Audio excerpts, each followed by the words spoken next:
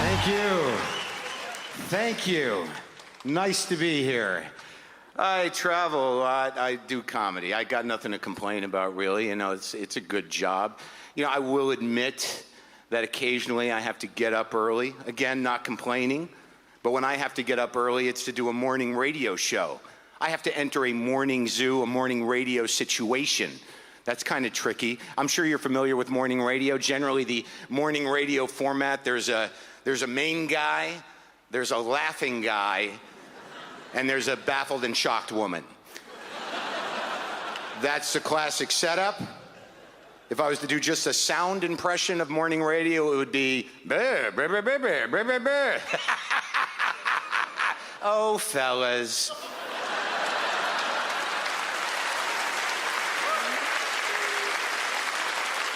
So, here's the story. I was in Cleveland. Let's make it Cleveland. Doesn't matter, all right? I was in Cleveland. I had to get up at 5:30 for morning radio. Now, I don't care what you do or what your life is or who you are. 5:30 is bullshit. It's bullshit if you wake up for it. It's bullshit if you've been up all night for it. What is 5:30? Is it night? Is it day? It's bullshit. Of course, if you've been up all night for it, you probably have other problems. All right? If you see 5:30 happen, there's a 90% chance you're going to be saying to some other guy in the room, should we call the guy and get more? 90% chance. And then that guy will say, no, man, it's morning. And you'll say, I need a breakfast bump. Don't be an asshole. And he'll say, you have a fucking drug problem. And I'll say, fuck you, I have a drug problem? I just listened to you talk about your guitar for 4 hours. You're going to tell me I have a drug problem, asshole? In my apartment? Get out. I'm calling the guy. Sorry, flashback. I apologize. All right, so here's what happens. I get up at 5:30 to do morning radio. I wake up, I'm groggy, I'm barely awake, all right? I'm half awake. Let's go with that, half. And I realize I've forgotten my toothbrush, all right? So some part of me says, what's wrong with you, you idiot? You forgot your toothbrush? You're a professional traveler. What are you, a moron? How could you forget your toothbrush? And the other part of me is like, hey, why don't we stop yelling? I just woke up. And the other part of me is like, you shut up, you idiot. This is on you. You forgot it. And the other part of me is like, really, you got to relax. And then a voice I don't recognize goes, oh, fellas. And I'm like, oh, my God, am I there already? Am I there already? And then I realize, all right, if I call the front desk, if you call the front desk of a hotel, they will, and ask them for a toothbrush, they'll give you like half a toothbrush. It's not a real toothbrush, it's like a facsimile of a toothbrush, but it'll get you through until you get to a drugstore to get a real toothbrush. But part of you will think like, why do they even give these out? They're not even real toothbrushes. Another issue, another joke. Now, so I call up the front desk at 5:30. You know what, let's make it a few minutes later, because I know some of you might be out there thinking, well, you woke up at 5:30, you had the conversation with yourself, that must have taken a few minutes. So, if we're going to believe the credibility of this story, you might want to up the minute count on the phone call, or else it's sort of bullshit, am I right? All right, so 5:36, I call the front desk of the hotel. No one answers the phone. That's a lonely feeling. Why is there no one answering the phone at the front desk of a hotel? There's always supposed to be someone at the front desk of a hotel. What's happening down there? That's weird.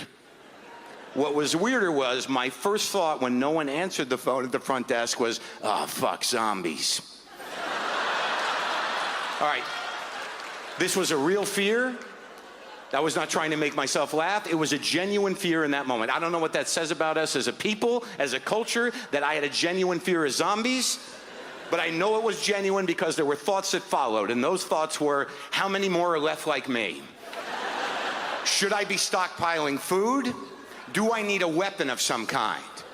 And then I remember distinctly taking a deep breath and thinking, I'm not prepared to lead.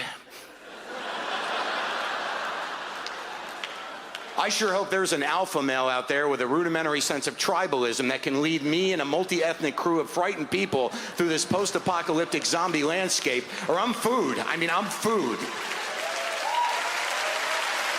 I'm food in like 5 minutes if that guy's not out there. And then right in the middle of all this thinking, a woman picks up the phone and says, hello, can I help you? I'm sorry to keep you waiting. And I said, what's going on down there? And she said, sir. And I said, why didn't you answer the phone? Are we in trouble? And she said, no, sir, can I help you with something? I had other calls. I said, I need a fucking toothbrush. And she said, there's no reason for that language, sir. I'll send one up. And I said, no zombies. Now, I realized in that moment that I had said that out loud to a human being. So I had to regroup somehow. And I went with, sorry, I got to do radio. Like that should explain it to a person that doesn't know my life.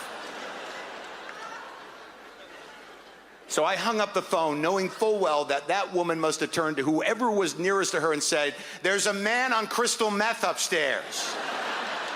But that doesn't really add up because he asked for a toothbrush. Thank you. Good night.